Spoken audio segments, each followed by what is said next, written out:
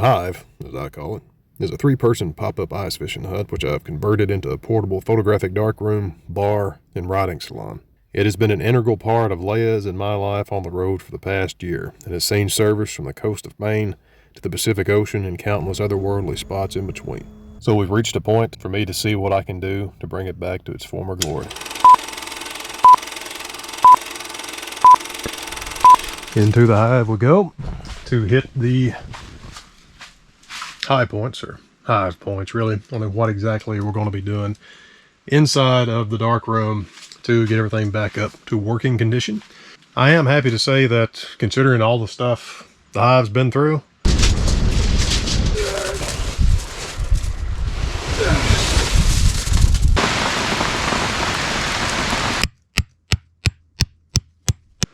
it's fared remarkably well. It's been over a year, I think July or June of 2022, when we first converted the ice fishing hut into the dark room. So over a year on the road, a virtually constant use. Yeah, I'm quite pleased. It's moving around the space here. The zippers, all this stuff, the seams have held up remarkably well. All of the Velcro that I put on here, that's held up remarkably well, still very well bonded. This is what we use to attach the dark cloths over the door to really make it light tight. The only problem, one little corner here, I have no idea. I think that was maybe a bonding issue originally, because the rest of it is really adhered. So we're going to definitely get some heavy duty cement, glue that back in. I'm going to move around, of course, brush everything off, wipe everything down. You can see here little emergency pieces of duct tape. I'm going to, of course, remove all of those. You can see the bigger pinholes. That's the reason we had that up there. And then, of course, go around with, well, right now anyway, I have 6 cans of Plasti Dip. I actually called, not called, but I did a live chat with the Eskimo folks about what we could do in terms of resealing the interior and maybe breathing some new life into the exterior. Unfortunately, in a few short words, they told me there was nothing to do about the outside of it. As far as the fading, we have more or less a pink hive now. I still may experiment with doing some stuff to refurb that to get it back to that nice bright red color, because that actually helps with the light proofiness, I would say, especially when using my ortho film, orthochromatic film, which is not red sensitive. If light does come in, it's got a little bit of red filtration, kind of that safe light factor. So yeah, we will do that, but that'll be a completely different thing. So yeah, back to the Plasti Dip. We're going to clean everything off as best as we can, put at least 1 coat of spray Plasti Dip around the entire thing. If you're not familiar with Plasti Dip, it's more or less an automotive detailer's tool, I guess you could say. It's more or less a spray rubber. You can peel it off. It adheres really well. Of course, it's waterproof. I have actually patched a few places already with some plastic dip on this, and it's worked out really well. Eskimo, their customer service guy, recommended Flex Seal, or he said Flex Seal. And then I said, I know I'm familiar with Plasti Dip. Well, that works. He said, yeah, it'd be fine. I don't really care for Flex Seal too much, because I had a horrific experience with it in Death Valley. I lined a roof bag, cargo bag with it, and it got so hot it just melted onto our packs. So I've never had that problem with Plasti Dip, so we're going to use Plasti Dip to just reseal everything. Everything that you see is black is going to get Plasti Dipped.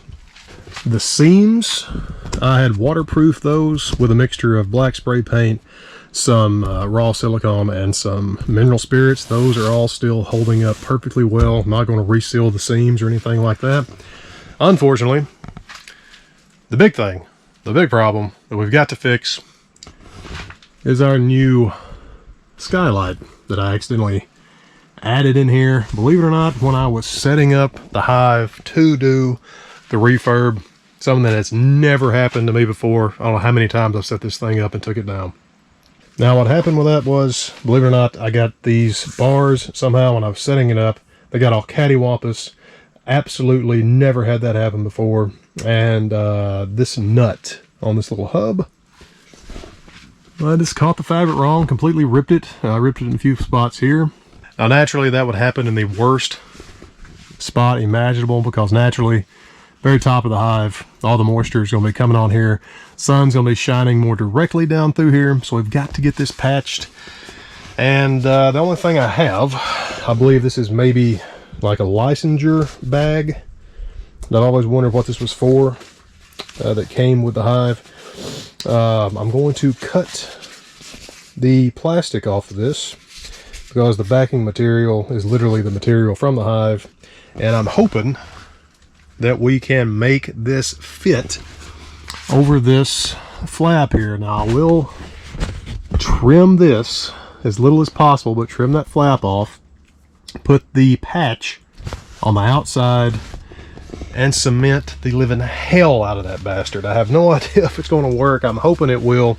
If it does work after that's cured, if I know the patch is going to hold fast, then we'll do the whole Plasti Dip lining. I'll definitely be putting 2 or 3 coats of Plasti Dip around the patch just to be sure that's all going to be covered, that's all going to be light proof, waterproof, and hopefully that will be it.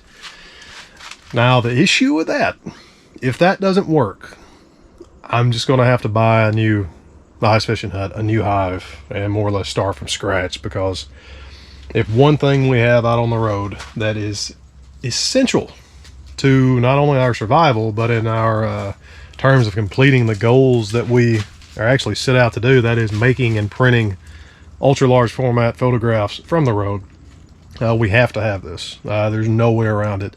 So if I can't get that patched, and that's what we're going to do first, I'm going to scrap the entire thing, and like I said, just unfortunately cough up, I think there may be $200 now, $250 now.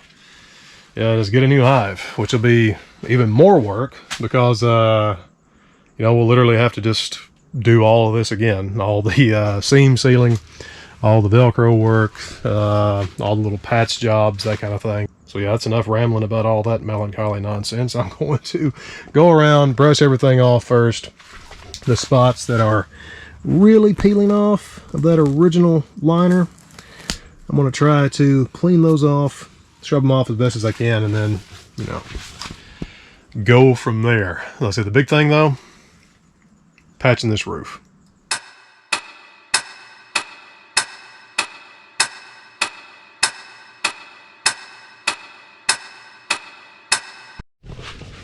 All right, reasonably clean, mostly to my ability here. I did leave, I think, 1 or 2 of the little duct tape patches here, because they were so well adhered that I think they're going to be fine long term. I'll just cover them up with the plastic dip. Why not? Or Plasti Dip.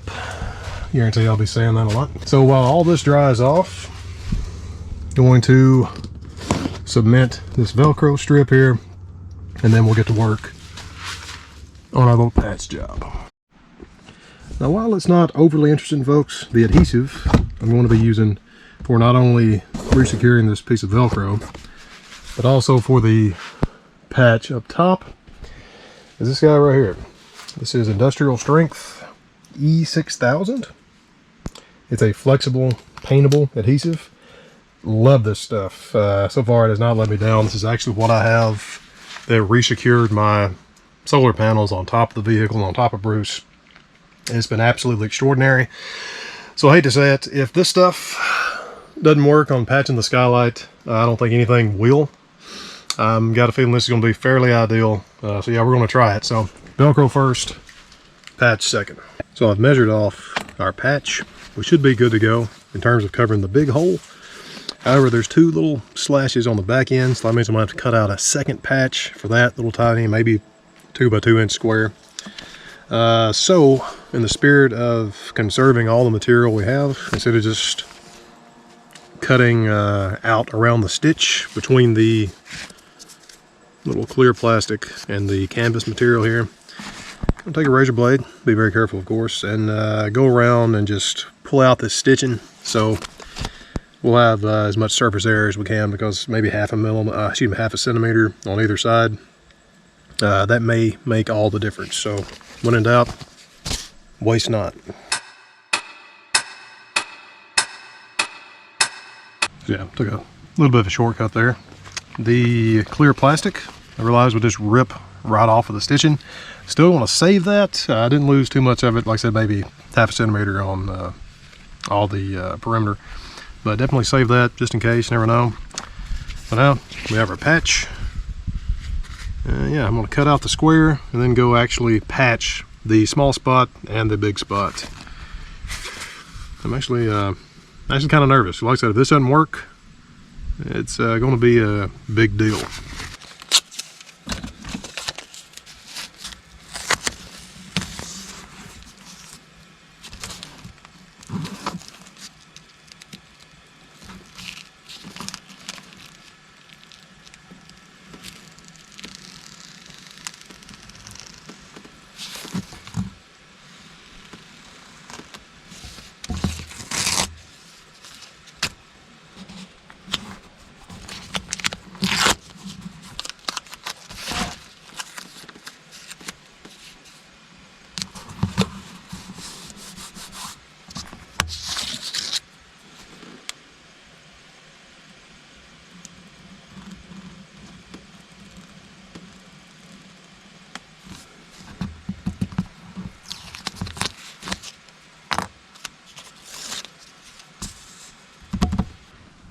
In terms of points of no return, well, this is it. Just trimmed off the little loose flap here. We're going to place our patch, our 2 patches. I wanted to show you though real quick when I was talking about one of the worst places. Up underneath here, you see that little lip? That's a big piece of ballistic nylon that's sewn onto here. And this is, it acts more or less as a buffer to distribute the weight from this hub. Maybe you can see that. So we had to cut around that. If I would prefer to just went straight across, but I had to cut around that. I want to leave plenty of material here for those stitches to hang on to so it wouldn't rip. So yeah, a little more complicated. Very beginning of the episode, I mentioned how the hive has faded quite a bit on the exterior. Here's our patch. So that is the original red color. And here is the piece we just cut off the top. So a lot of fading going on. Like I said, you can see why I would want to somehow rehabilitate that. According to Eskimo, the people who made the hut, you can't. So yeah, we'll see. I just wish we can get it back to that beautiful red color.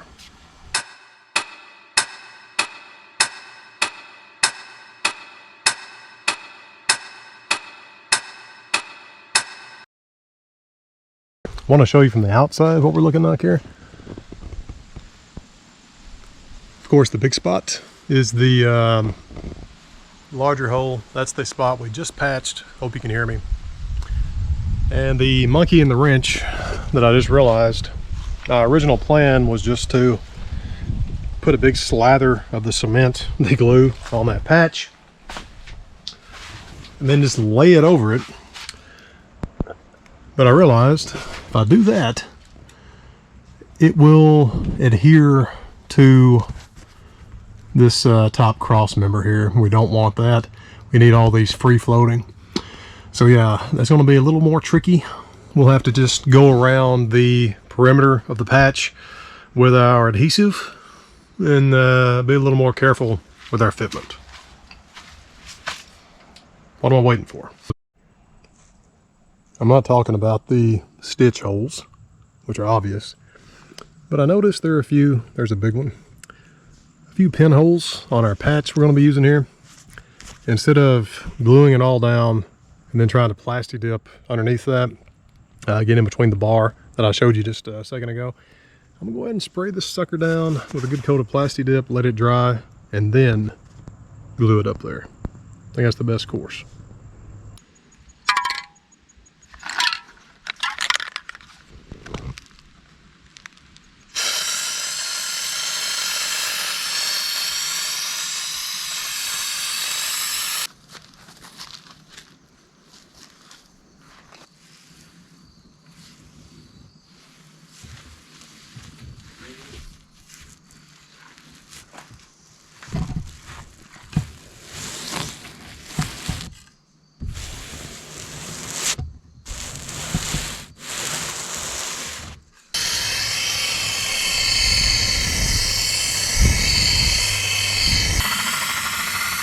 Beautiful. Beautiful.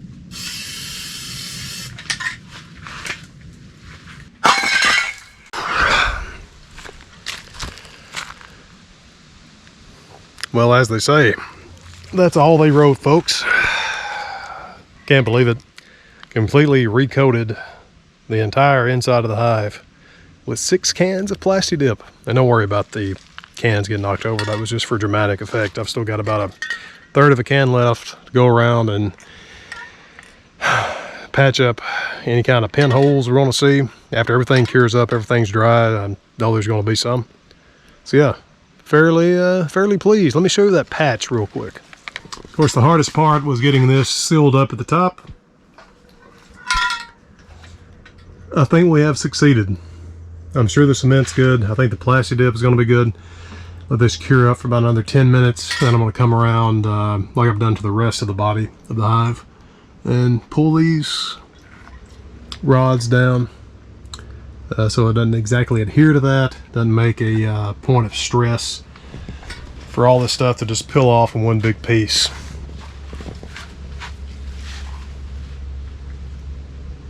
A few more things to do. Maybe we'll have a functional hive again.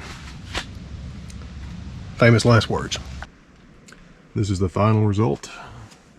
Quite pleased, especially with how the patch turned out. That's looking pretty good. And we've had some rain already. Everything is watertight, light tight. Got some salted paper hanging up there for some salt prints. Been working on upgrading the battery system. Little Bruce. But yeah, I think we're gonna be good to go. One thing I might do, actually I'm certain I will, but might not show, is add another strip of Velcro here and also to the side of these window covers, because that's a little bit of a light bleed even when I have the red filters, red window filters in there. So gonna put something on that to seal it up. Thought about having just a piece of dark cloth over there, but I think that's going to be a little more tidy. Oh yeah, I trimmed my beard up in the interim. Well, that about does it, folks. Thanks for coming along on the refurb of the hive. I'm optimistic. We'll see. Of course, the true test is going to be after we put this sucker up and take it down a few times. Very curious how this entire inside of Plasti Dip will do when we actually get back out in the desert, maybe in some of the warmer temperatures, but we'll see. All right. See you next time, folks.